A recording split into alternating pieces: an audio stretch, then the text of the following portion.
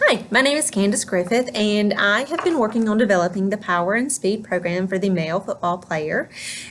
We'll start off with discussing the sessions that we have. We've got alternating power and sprint or speed sessions. With the power sessions, they are on Mondays and Thursdays, and for the sprint or the speed sessions, they're on Tuesday and Fridays. I did this to allow them to alternate, to allow time for recovery between, and also to allow, I only did 4 for the week because the athlete will also be participating in on-field practice as well, and I just wanted to give him time to recover as needed. We'll start with the power sessions. You'll see that there are Olympic weightlifting derivatives to start off each power training session, and this is based on the assumption that the athlete does have some experience in these lifts. And I included these because they allow for weight to be used, which is good in team sports such as football and rugby and things of that nature. And I started with the basic lifts such as the snatch and the push jerk, because that allows the athlete to start from the beginning, work on these techniques, and if he desires to, he can advance to more advanced movements as training progresses and allows for. I progress these exercises by decreasing the number of reps and increase the intensity as the reps decreased. And you'll see that the 1 RM or the 1 rep max that is used for this is lower than the maximal strength training block the athlete just went through. And this is done because it allows for these movements to be done at a high velocity, which is what power focuses on. So the percentage is less than what you would see in maximal strength. You'll also see other exercises in these power training sessions, such as the medicine ball push throw.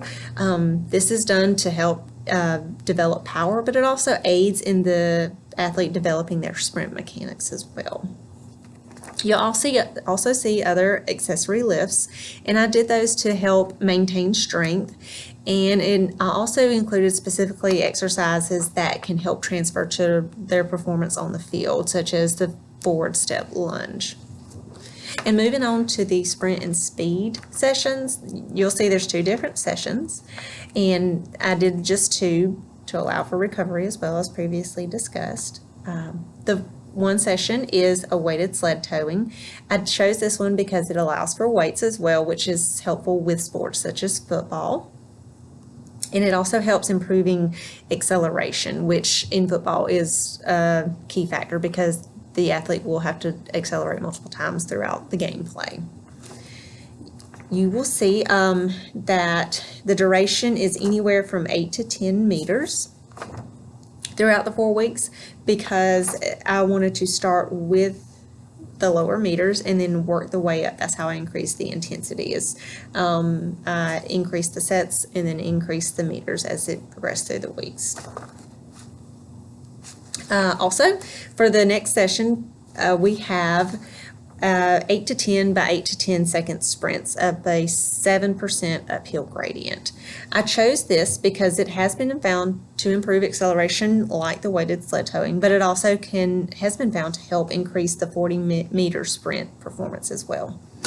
You'll see that we start off with 8 by 8, and then we slowly work our way up to 8 by 10, and then 10 by 10 as well to finish off. And so doing that, it allows the athlete to progress, and so that's how the intensity increases.